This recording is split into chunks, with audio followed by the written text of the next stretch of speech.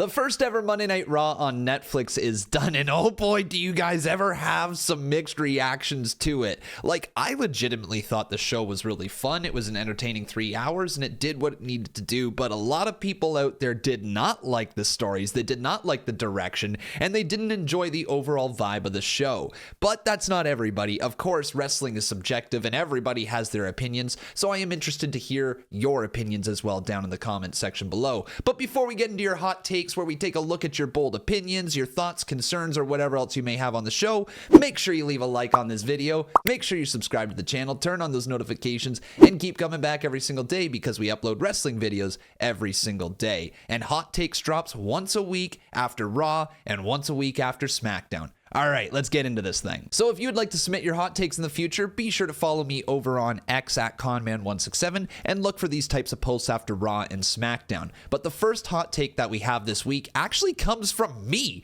all right? It's my hot take. I was losing my brain on Twitter last night, just with everybody having opinions about The Rock and everything going on with The Rock and why The Rock should or shouldn't have been presented the way he was and how WWE is just leaving behind storylines and they don't care about the fans and blah, blah, blah, blah, blah, okay? This is my hot take. This is my logical reasoning as to why The Rock was presented the way he was.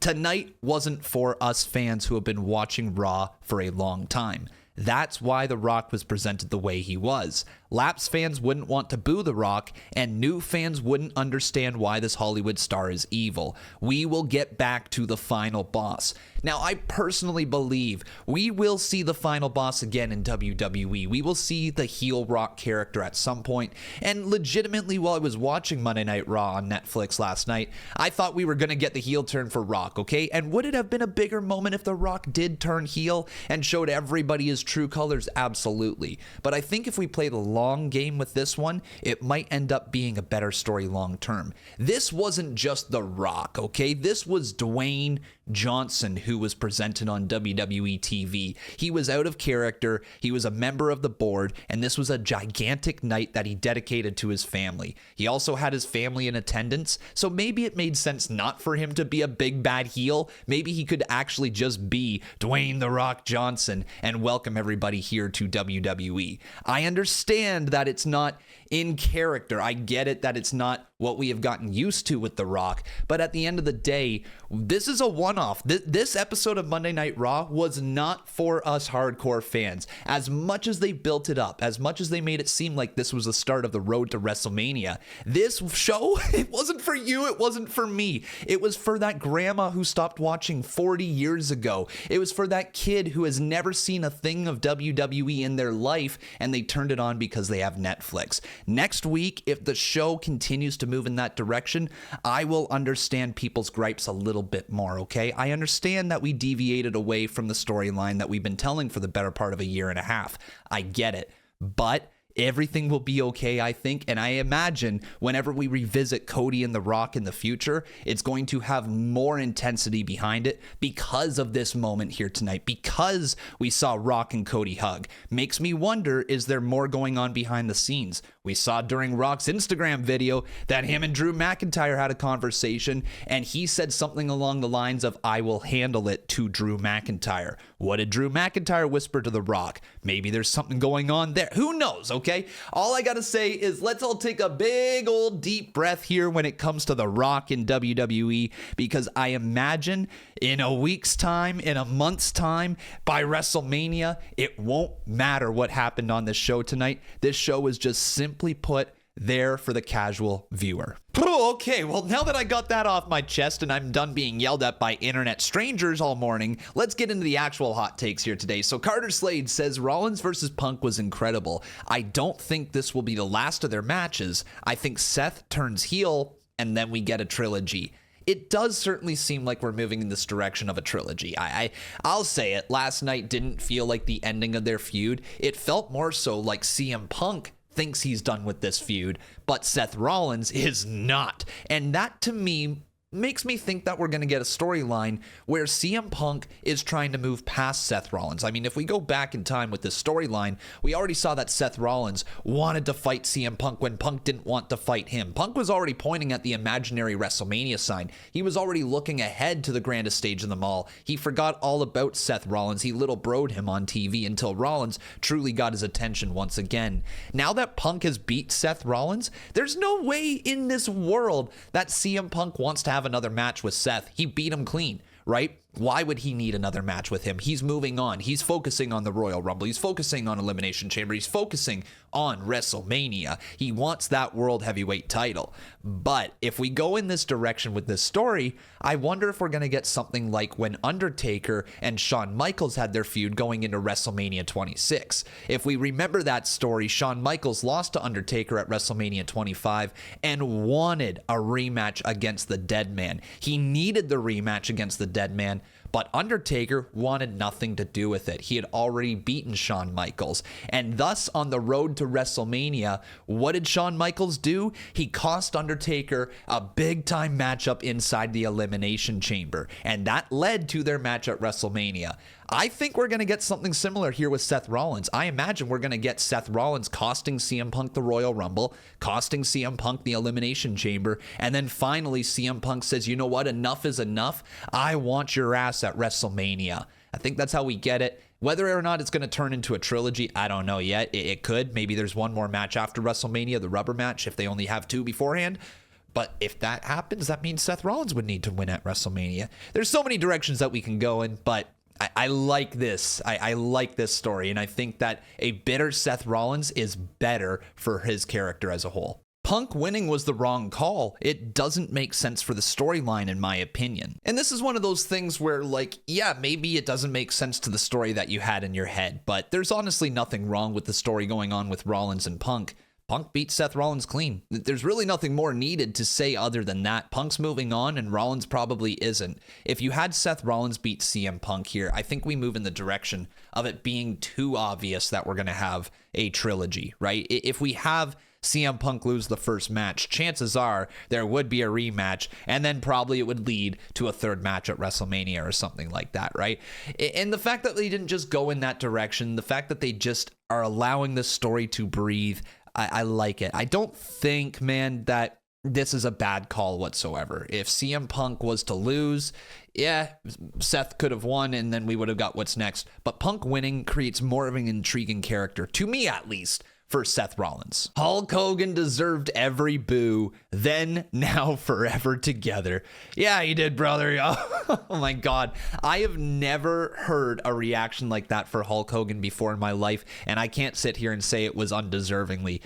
Hulk Hogan deserved every single one of those boos from his actions through the years. You know, your past comes back to bite you in the ass, and all of a sudden, the fans of today have decided that Hulkamania is done. Hulkamania is no longer running wild, and the fans don't want to see him anymore. If I'm a betting guy, I would put money on that being the last time we see Hulk Hogan in front of a live crowd, unless it's like, oh gosh, I don't know, like he might be brought out for a WrestleMania in the future, but even then they don't want him being booed at a WrestleMania. That reaction might actually be the end of Hulk Hogan in WWE, which, you know, I'm okay with. I'm not against it whatsoever. Hulk Hogan, obviously a legend of the business. Obviously, the company would not be here without everything that Hulk Hogan did and everything that Hulk Hogan has brought to pro wrestling. We can all acknowledge that. But we can also acknowledge that Vince McMahon at one point in time built the WWE and built everything that we watch, but we don't mention his name anymore really with the product, and thus we don't really need to mention Hulk Hogan with the product anymore. If the fans are done with it, we can leave them in the past and we can grow and move forward as a stronger community. It was great what we saw last night with Hulk Hogan, but I hope that that's the last time we see him on WWE TV. Drew McIntyre shouldn't have lost against Jey Uso. His His newest story is chasing after the bloodline. However, in his first big match against one of them, he loses. Yes, he could go even more heel due to losing, but he's already one of the biggest heels in the business. Yeah, the Drew McIntyre Jey Uso match is a bit of a strange one when you look at the booking and the direction of the storylines, but again, we just have to remember what this night was all about. It was about serving the fans that aren't used to watching the product, and Jey Uso seemed like he was a megastar, right? His entrance with Travis Scott, where by the way, Travis Scott was smoking a joint, hilarious. I've never seen that on WWE TV in my life, but Jey Uso coming down, the crowd with him, everybody yeeting, Michael Cole yeeting, Pat McAfee dancing on the table with him. Jey Uso looked like the biggest star in the freaking business, man. And if you have new people, especially younger people who are tuning in for the first time, that's the person they want to see win, right? Jey Uso is the guy that's cool in WWE right now. He is the one who is doing all this type of stuff that the fans get to join in with. And so any younger fan watching on Netflix for the first time absolutely would have been taken back by Jey, and that might make them a longtime fan. Who knows, right? From the glasses to the hand movements to the yeets to the cool ass intro with Travis Scott. Man, like, how could you not love what Jey Uso brought to the building that night? But obviously losing to Drew McIntyre, who is set to have a massive year here in 2025, is a bit of a step back for Drew. I like the way that they went about it. It wasn't the cleanest of victories, and so that kind of saves face for Drew McIntyre here. And I also like that he's got this affiliation going on with Kevin Owens right now, and we saw Drew McIntyre talking to The Rock backstage.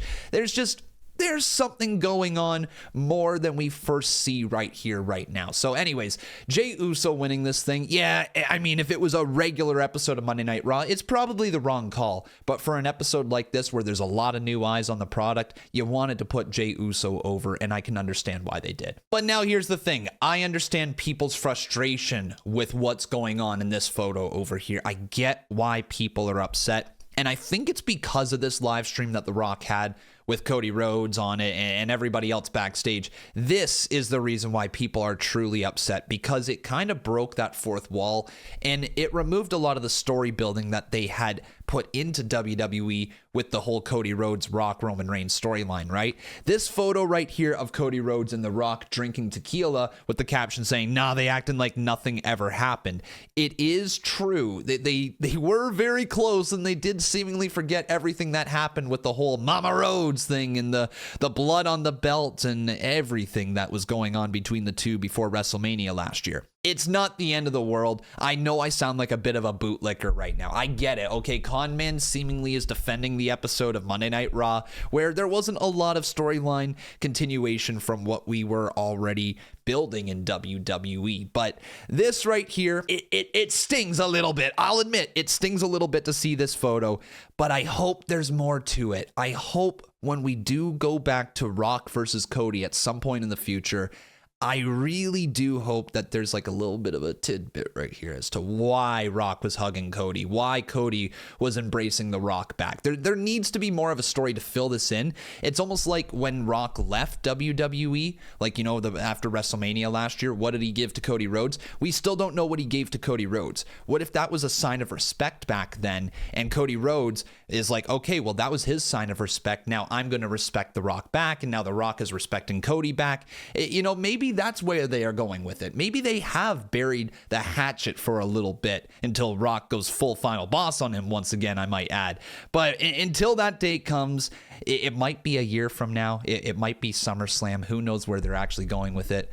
But it might honestly just be there because they're like, hey, we're not doing Rock versus Cody this year at WrestleMania, so let's just make Rock a good guy again. I don't know. It does suck, okay? I'll admit it. This photo sucks seeing, okay? Okay, I admit that one. You guys are right with this. This does kind of suck. Believe me, no one is ready for Penta versus Chad next week. Penta is going to make such a big impact for WWE whenever he shows up. Now, I was expecting him to be the tag team partner of Rey Mysterio, and then maybe we'd get something with Zelina Vega and Penta in the future, but the idea of him just going here and wrestling Chad Gable one-on-one, it could make for a great matchup. And honestly, if you've never seen Penta before, you got to go out of your way to check his workout, whether it be from Lucha Underground, from AEW, AEW or wherever else he's been in the world. The guy is an absolute menace, and I really hope that he is going to be a heel. That's why part of me wanted to see him be the tag team partner of Rey Mysterio, because then he could have turned on Rey Mysterio like everybody turns on Rey Mysterio these days.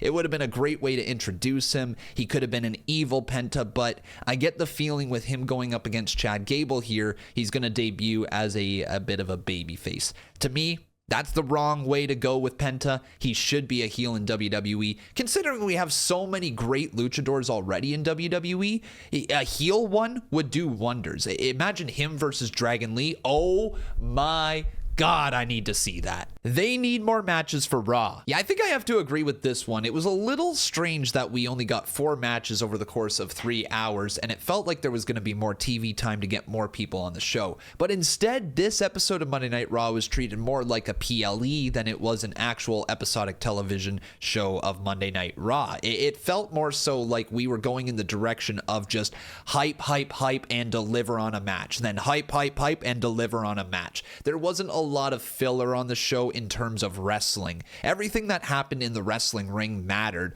All the other stuff, you could take it or leave it, right? There was some promos that just were there to fill time. There was video packages to bring the new audience up to speed. And I think if we maybe cut out a couple celebrity appearances or sped that moment up, we probably could have fit another match in there, like the Women's Intercontinental Championship match between Lyra and Dakota. Granted, that's still next week on Monday Night Raw, and there's still some stuff that has to be built up for in the future, right? You still got to give people a reason to tune into the future shows, but there probably could have been one more match on this night, and it probably should have been the Women's IC Championship, let's be real.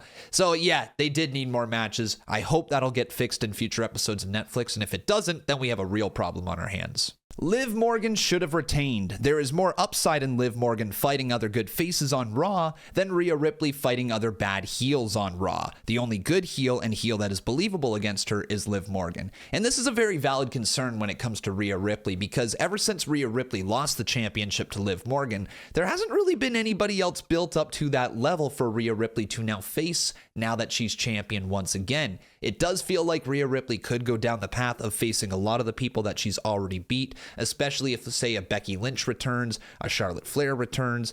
Maybe she has a match against Io Sky or something like that, but it does feel like a lot of the options are limited for Rhea Ripley.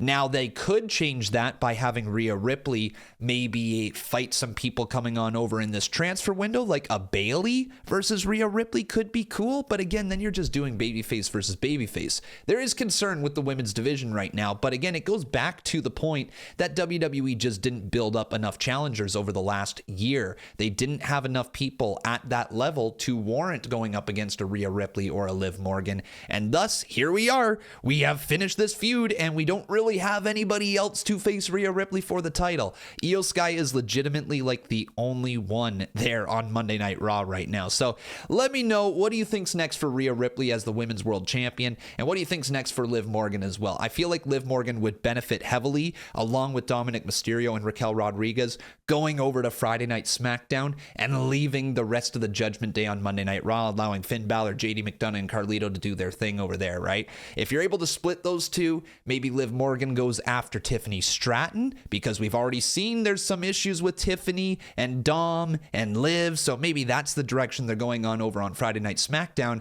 And then that maybe means you're bringing back over a Nia Jax to Monday Night Raw, and then we're running back Nia Jax, Rhea Ripley that we did a year ago. You see what I mean? There is an issue right here for challengers against Rhea Ripley. So maybe they do an open challenge, right? Maybe they have a Women's World Championship open challenge every week on Monday Night Raw, and then we get people from NXT like a Tatum Paxley, a Gigi Dolan, a JC Jane maybe.